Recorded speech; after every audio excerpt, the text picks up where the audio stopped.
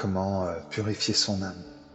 On a toujours tendance à croire que la négativité vient d'ailleurs, qu'elle est envoyée par d'autres personnes. Il faut savoir que la plus grande négativité provient, la plupart du temps, de notre propre intérieur. C'est ce brouillard qui se met autour de notre énergie vitale, celle qui nous empêche de penser avec clarté, celle qui nous empêche de ressentir les choses telles que nous devrions les ressentir. Il est plus facile de dire que cette négativité ne nous appartient pas. Pourtant, même si elle vient d'une source extérieure, c'est nous-mêmes qui l'amplifions et qui lui donnons une grande place dans notre moi profond. C'est l'erreur que nous faisons pour une grosse majorité d'entre nous. Nous laissons trop de place à cette ombre. Nous lui laissons beaucoup d'opportunités sur notre propre être, aussi bien émotionnel, physique que mental. Afin de pouvoir purifier notre âme, il faut prendre conscience que nous devons laisser plus de place à notre lumière interne, à notre énergie amour. Cette énergie sera plus forte et vous aurez une meilleure vie et plus enrichissante. Moins de frustration et plus de plaisir, car contrairement à ce que l'on croit, l'ombre ne donne pas de liberté mais emprisonne, parce qu'avec la frustration du manque, on n'avance pas. La purification interne passe également par la remise en question et l'introspection. Devenez le magicien de votre âme, de votre vie. Prenez conscience que vous devez transformer vos épreuves en leçons, apprendre de vos émotions, calmer votre esprit, canaliser votre être tout entier. Nous sommes notre propre lumière, laissons-la s'accroître. Remercions pour ce que nous avons et acceptons ce qui nous manque et nous sortirons du cercle vicieux qui est l'illusion du manque. Prenons conscience qu'il ne faut pas laisser la place au doute, que le corps doit être purifié dans son ensemble, le mental, l'émotionnel et le physique.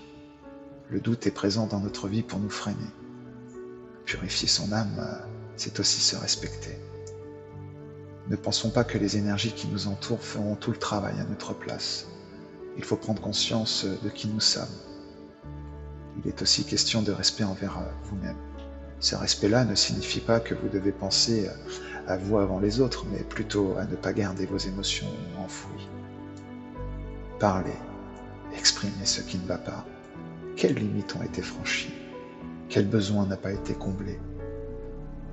Il vous faut parler et être honnête, car cela permet d'apaiser les tensions.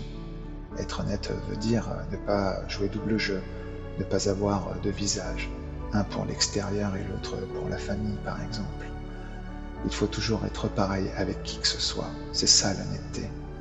Jouer un double visage est dangereux pour vous, pour vos relations, et il est important de choisir le visage que l'on veut porter tout au long de sa vie. C'est votre recherche première, vous connaître, savoir qui vous êtes. Du moment que vous l'avez trouvé, tout s'apaise. Le respect devient simple. L'honnêteté est votre quotidien et vous accueillerez à vous des gens qui vous ressemblent. Purifier son âme, c'est aussi purifier ce qui nous entoure. Apporter une atmosphère conviviale et assainie. Purifier son intérieur, c'est prendre aussi conscience qu'il faut se protéger de l'extérieur. Il fait plus écho que l'on ne le pense. Pour cela, imaginons-nous notre purification interne venir se mettre en place tout autour de nous et agir tel un bouclier. La vie n'est pas facile, mais il faut la voir d'une certaine façon. Aujourd'hui, on peut avoir l'impression de ne plus avancer, de ne plus savoir pourquoi nous vivons cela, pourquoi nous vivons cette épreuve. Il faut prendre conscience que la vie est faite pour être vécue et qu'elle n'est que leçon. Nous sommes capables de modifier les énergies qui nous entourent en acceptant ce qu'elle nous donne. En les visualisant, en comprenant le sens qu'elle essaie de nous enseigner, voilà pour moi comment purifier son âme.